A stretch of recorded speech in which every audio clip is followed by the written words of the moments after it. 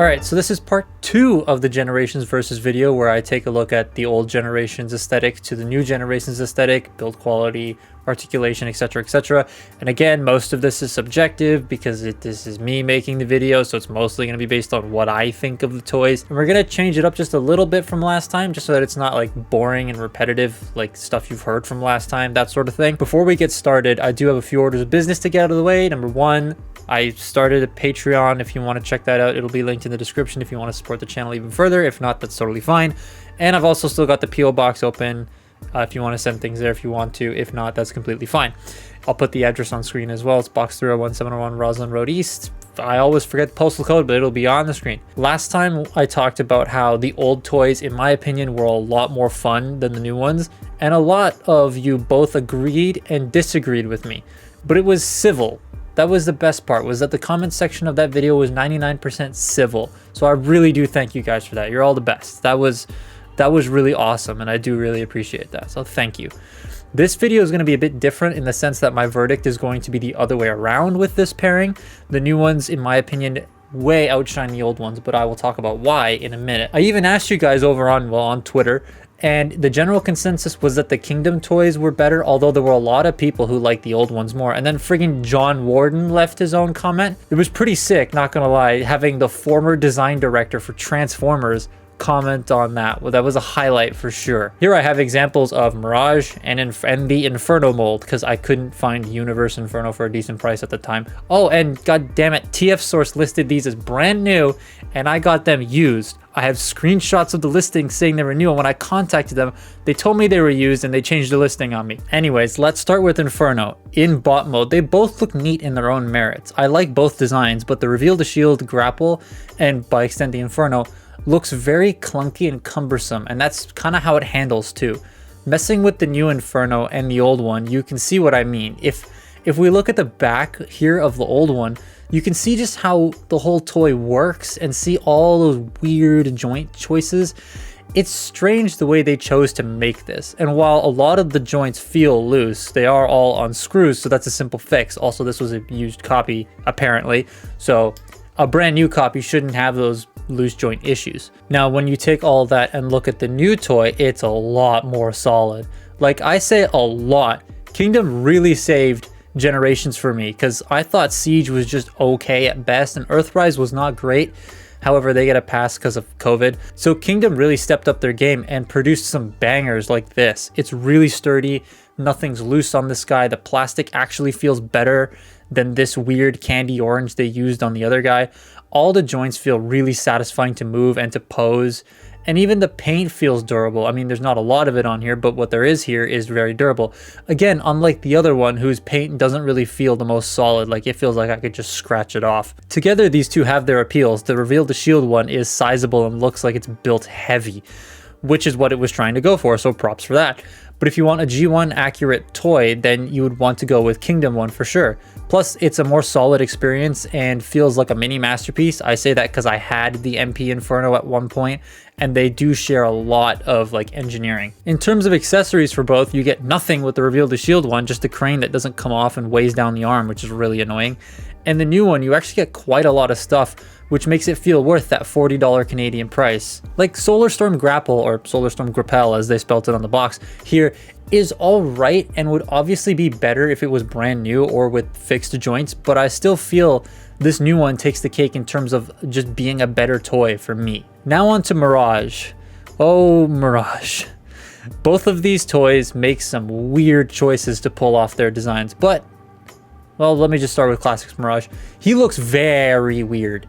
Like, it's definitely an interesting design to be sure, and there are aspects about it that I do like, but the proportions feel off. He has a hunched back, the torso doesn't peg in, so he feels really floppy.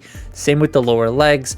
And the way that the feet are done and designed, it just doesn't really work a lot of the times. His weapon too is just a piece of parts forming, and normally I'm okay with parts forming, especially if it's a weapon, but the weapon just doesn't look like a weapon. It looks like he's holding the front of a F1 car. Oh, and that sticker there on the F1 front and on his neck were put on by the previous owner. God damn it, TF Source. And they will not come off. So you're stuck with looking at that sticker. Sorry about that. It's just all around a weird thing that to me, doesn't really suit Mirage. At the time it came out, I bet it was great, but it's definitely one of those things that just hasn't aged well. Now the Kingdom one is really nice, mostly. I much prefer the way this one looks. The colors pop a lot more. The white that they used is a lot more crisp, and the color separation itself is really nice. No unnecessary bits of orange and no scratchable tampos on this guy either. The lines are sharp and the sculpted detail is a treat, but the leg kibble is something that does bug me a bit. It tends to get in the way a lot of posing. It doesn't really peg in on my copy, so it's super wibbly. But hey, at least there's no clear plastic legs this time. The chest is fake, yes, blah blah. It's not something that bugs me ever, so I don't care. What does bug me are two things. One, the shoulder rocket not having a peg, or a port, sorry. Like, why? Well, it seems like a major oversight on the toy, and it's something the other versions have. Like, why is it not here? It's just, that to me is a very stupid decision. And two, it's an exclusive. That is, it's an exclusive to Amazon and Pulse only in a 2-pack. And at the time it was, like at the time this guy came out, it was only available on Amazon US and didn't come out onto at least Amazon Canada till much, much later. But looking at these two together, they both share the same color palette and color distribution mostly, so they both get points for that. It's just the Kingdom one is built a lot nicer to me and has been more fun to handle. Kingdom Mirage also comes with much better accessories to me. The gun looks sick and the rocket can split in two. So that's really cool, but it's like, why can't you mount it properly? It's so strange. He also comes with a Grimlock as a full accessory that I traded with one of my friends because he wanted it so much. But I find that people buy this set mainly for that Mirage mold.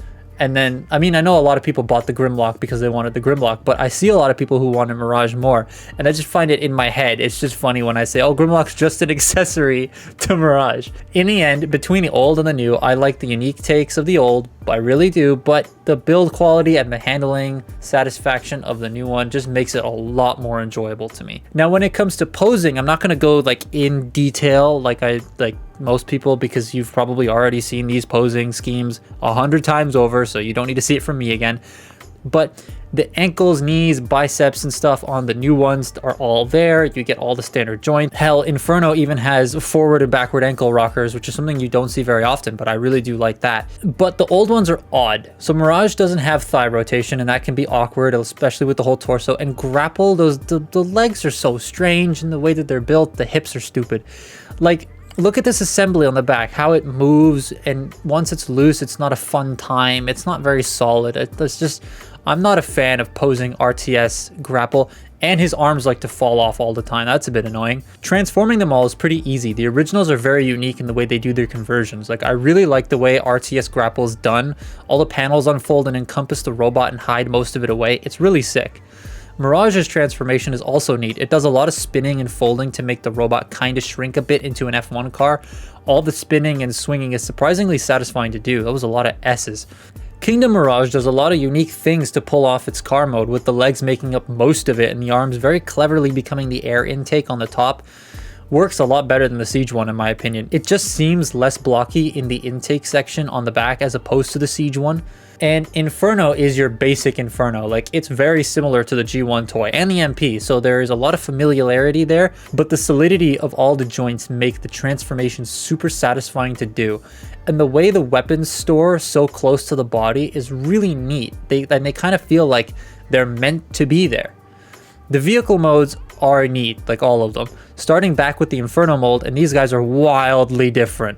One is going for a more realistic truck versus one going for something G1. I love the RTS one's truck mode. The front end looks sweet and the sculpting on the sides looks really great. I also love the color separation in the wheels and the separate pieces they use for the exhaust. It looks more fire trucky, but that's just because it's a redeco, so that makes total sense. The truck does really look like something I would see on the street if it was a fire truck. As a crane, it doesn't really work as well for me as a realistic standpoint, because I've never seen a crane like this before, but as its own entity, it's not bad.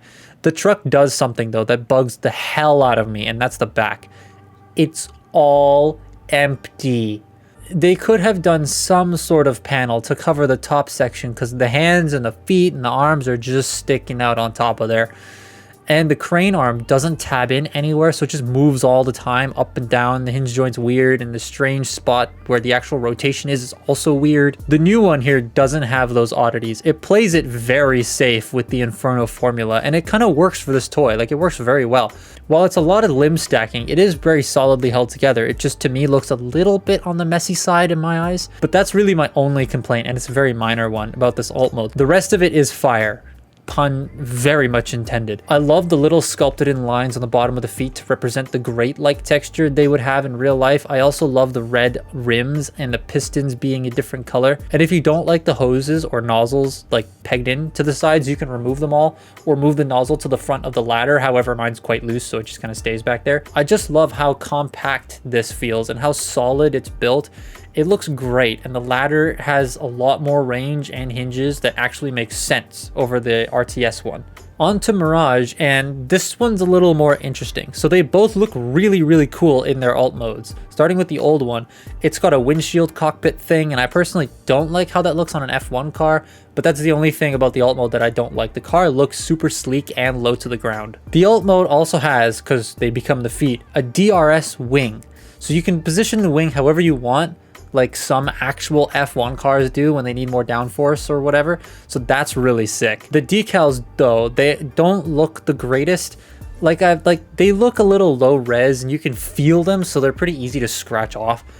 And the paint matching on the blue isn't the greatest either, so it's a bit funky. But I love the Witwicky spark plugs thing on the back. That's a really cool G1 reference to, you know, Spike and Sparkplug Witwicky. Kingdom's Mirage is neat, but there are some, well, things. So it's a bit more of a blocky F1 car, but that doesn't really bother me that much. The middle here does not like to stay tabbed in on my copy, and the lack of decals is a bit of a miss. However, I do like the look without the decals on. Like, if I really wanted them, I could just get some Toy Hacks labels for the set, but as it is, I love how clean the car looks. The paint matching is also much closer on this guy, and the overall feel of the car is nicer. That's one thing I've really noticed about the plastics of Mirage specifically. The old one doesn't feel great in hand next to the new one. It's kind of odd, but it feels like a Fans Hobby figure, but worse. Whereas the new one feels a bit more rigid, and not very often do I see that on old toys, but the new Mirage feels a lot nicer plastic-wise in comparison to the old one. Now, one thing I have seen on other people's Mirages is the Autobot symbol on the front being printed slightly fonky? I don't know what that word is, with the two halves. And it didn't seem very common, but it was a thing I have seen, so it's something to watch out for. Mine came out okay, but it is slightly off. You can kind of see it is a little bit off. Weapon storage does look pretty poopy on the new one in comparison to the old one, because the old one's gun is just the front of the car, so storage makes total sense, but the guns on the new one look so bad. Just sticking up on top, it's not great. For Mirage, both cars aren't perfect and suffer from some weird odd issues that just make it hard for me to pick which one I like the most between the two, but at the end of the day, it has to be the new one. And that's why I said at the beginning that this is a good example for me that shows that the new ones can be better than the old ones. A lot of people think I hate the new toys, and I can see why. Like, I look at a lot of old toys, but not so much the new ones, because even then, it's like some massive thing or a toy I just really want to talk about. But contrary to popular belief, I love the new stuff. Otherwise, I wouldn't be buying it so damn much. And in the last video, I stated that the old toys I looked at both felt and looked a lot better to me. Again, most of these videos are just what I think, because at the end of the day, it's just me talking in the video. But in this case, the new ones outshine the old. And that's the thing. The main thing I wanted to get at with making a part 2 is not only that opinions can differ, which is fine, but also that old lines and new lines always have their goods and bads that make people choose which ones they like more, old or new. And for me, it's always been back and forth between lines. The conclusion of this is that I prefer the new ones a lot more in regards to these toys, because they are a lot sturdier, fluid, posable, stable, and I enjoy messing with them. But let me know what you guys prefer in the comments. Again, be civil, please. But let me know, because I'm very curious. And before we end, I have some more figures on the docket, like I said at the beginning, that make more videos, but there's going to be one of these on Movie Toys, Studio Series versus my favorite era, 2009 to 2011. And the outcome of that will probably be something very interesting, so make sure you're subscribed so you don't miss it. Specifically, it's Studio Series Bumblebee versus Revenge of the Fallen Bumblebee, and Studio Series Sideswipe versus hopefully Revenge of the Fallen Sideswipe, and if I can't get a version of that, it'll be Dark of the Moon Sideswipe. But yeah, that's basically what that video will be. But that's been my part 2 of Generations versus Generations. Thank you very much for watching. Again, let me know what your guys' opinions are in the description. Yeah, because you can type in the description. In the comments section down below, there we go. I can't speak English. It's like 9 p.m. But thank you so much for watching, and I will see you next time. Goodbye.